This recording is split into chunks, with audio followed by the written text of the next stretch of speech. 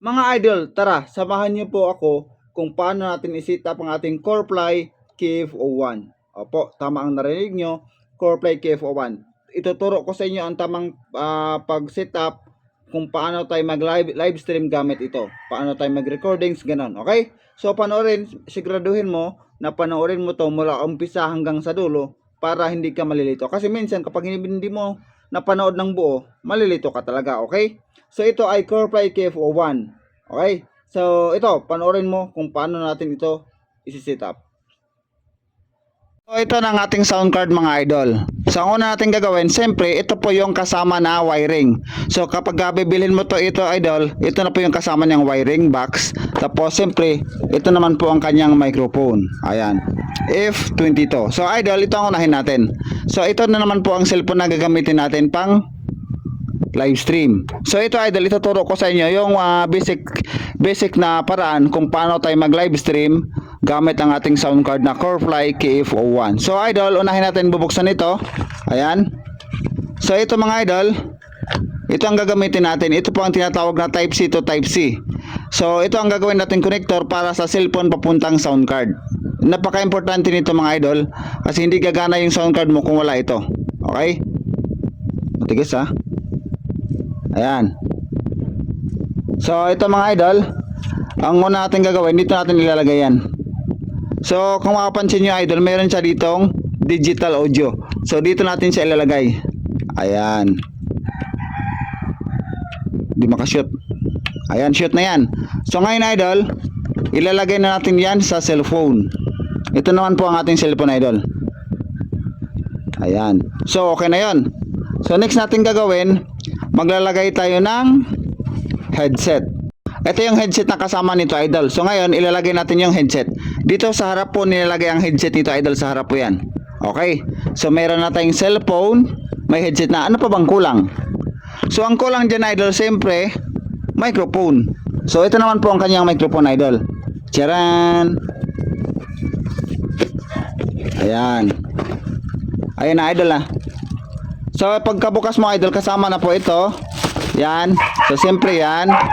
Then ang ating microphone. Ayan. So hindi na natin to i-set up. Ano yan kasi yung kasama niya. Ayan po yung microphone stand niya, mahaba po yan. So siyempre hindi natin yan isasama pag set up. Ang setup lang naman natin is paano tayo mag pang live stream. So ito ilalagay natin dito. Ayan. Ayan idol. Tapos dito naman, so ilalagay natin sa sound card natin yan. Okay? So ito idol, ito naman po yung para sa cellphone, natin microphone. Ayun o. Yan. So ngayon, kung naisalpak mo na yun idol, ano pang next natin gagawin? Eh di siyempre, bubuksan natin ang ating sound card. So wala pala. Dito sa harap po yung switch ng ating sound card. Ayan. So nag-open na sa mga idol. So ano na ba? So ganito na ang gagawin natin idol. Halimbawa, kung ano bang purpose mo? Magla-live stream ka ba? Kung magla-live stream ka idol, okay na yun siya. Sige rele. So ganito idol, pagka magla-live stream ka ba or mag-re-record ka. So ito idol, dalawa kasing purpose ng sound card natin. Pwede ka mag-live stream, pwede kang mag-recording. So dito muna tayo sa live stream.